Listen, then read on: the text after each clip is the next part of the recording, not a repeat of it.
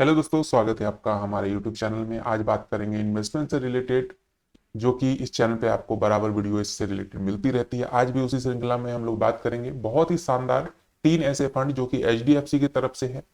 अगर आपने 2025 में अभी तक इन्वेस्टमेंट स्टार्ट नहीं किया है और आपका कोई बैकअप पहले से नहीं है, तो ये तीन फंड आपके लिए बहुत बेहतरीन हो सकते हैं। तो चलिए वीडियो की शुरुआत करते हैं। उससे पहले चैनल पे नए हैं तो चैनल को सब्सक्राइब, वीडियो को लाइक जरूर कर दें।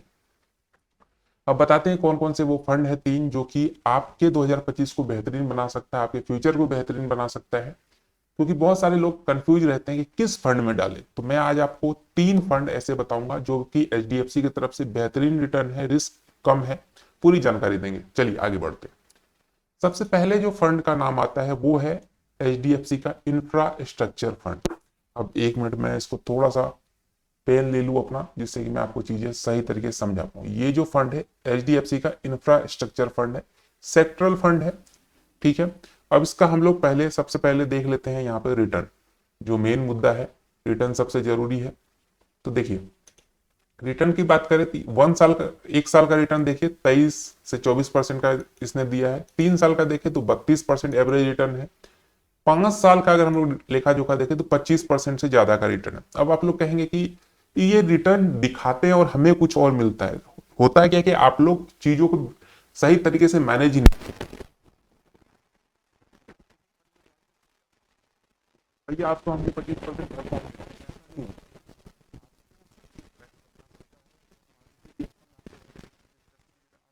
पे पैसे निकालिए, दूसरे में डालिए, तभी आपको प्रॉफिट बनेगा। आप ये सोच के बैठ जाएंगे कि हाँ मैंने पैसे दे दिए, अब तो मैं एकदम निश्चिंत हो गया कि अब तो मेरा सब कुछ हो ही जाएगा। ऐसा बिल्कुल भी नहीं है। आपको टाइम टू टाइम फंड को मॉनिटरिंग करनी ही पड़ेगी। ठीक है। तो ये 5 साल का आपको ट्रैक रिकॉर्ड यहाँ मिल गया। इसका अभी तक आप देख सकते हैं 2464 करोड़ यहाँ पर अभी पैसे जमा हो चुके हैं। अब चलिए बात करते हैं और भी बाकी सारी चीजों का, जो कि आप यहाँ से देख सकते हैं। ओवरव्यू में जाएं हम लोग तो ये पूरा ओवरव्यू है। ठीक है। फंड डिटेल की बात करें तो 3 साल या उससे ज्यादा का करेंगे तो ज्यादा बेहतर होगा। ये खुद ही सजेस्ट कर रहा है 3 साल या उससे ज्यादा। ठीक है। मिनिमम एस आई पी 100 रुपये से आप स्टार्ट कर सकते हैं और बाकी चीजें यहाँ पे आपको दी हुई है।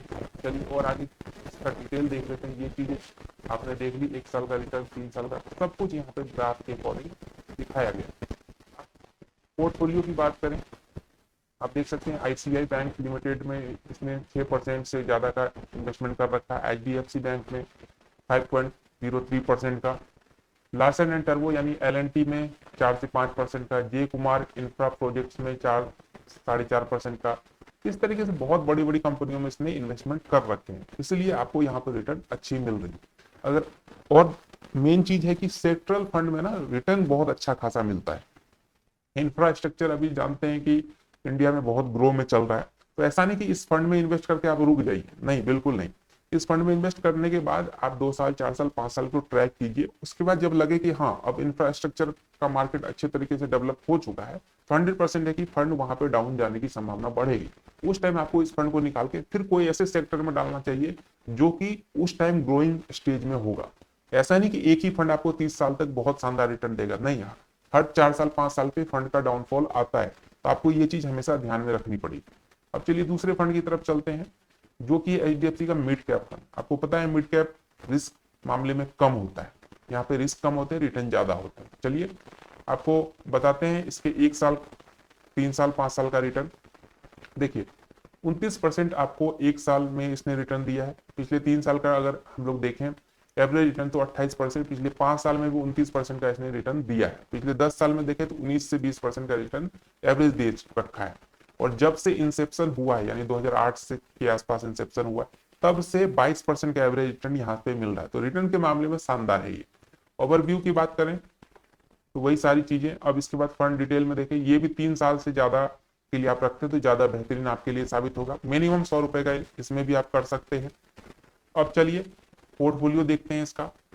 इसने इंडियन होटल में इन्वेस्टमेंट कर रखा है, कॉफोर्ड लिमिटेड, मैक्स फाइनेंशियल, इप्सा लेबोरेटरी, द फेडरल बैंक, इन सब में इसके द्वारा सबसे ज्यादा इन्वेस्टमेंट कर रखी है। अब इसका फंड साइज देखिए आप यहाँ पे 77,967 करोड़ रुपए अभी तक इसमें जमा हो चुका है। चलिए तीसरे फंड की तरफ चलते हैं। तीसरा फंड है HDFC का फोकस्ड 30 फंड। अब फोकस्ड मतलब कि पहले से वो ऐसी कंपनियों में इन्वेस्ट कर रहा है जो टॉप 30 में होगी। तो वैसी कंपनियों के बारे में यहाँ देख, सबसे पहले रिटर्न देख लेते हैं। एक साल का रिटर्न आप देख सकते हैं 25%, पिछले 3 साल में भी एवरेज रिटर्न 25%, पिछले 5 साल में एवरेज रिटर्न 24%, पिछले 10 साल में एवरेज रिटर्न 15%। ये इसका रिटर्न है। पैसा कितना जमा हुआ? 15,641 करोड़ रुपए अभी तक जमा हो चुके हैं। फंड डिटेल की बात करें तो 100 रुपए से इसमें भी इन्वेस्टमेंट आप कर सकते हैं।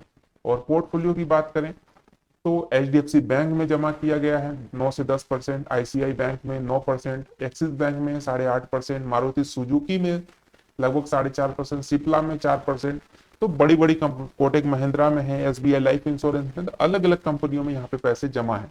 तो इस कारण से यहाँ पे रिटर्न भी शानदार मिल रही थी। ये 3 फंड जो है जो बाकी फंड के मुकाबले रिस्क में थोड़े से कम है और रिटर्न में अच्छे खासे, तो आप यहाँ पे इन्वेस्टमेंट कर सकते हैं। बाकी इन्वेस्ट करने से पहले एक बार फाइनेंशियल एडवाइजर सलाह ले या खुद से सारी चीजों को समझे, उसके बाद ही इन्वेस्ट करें।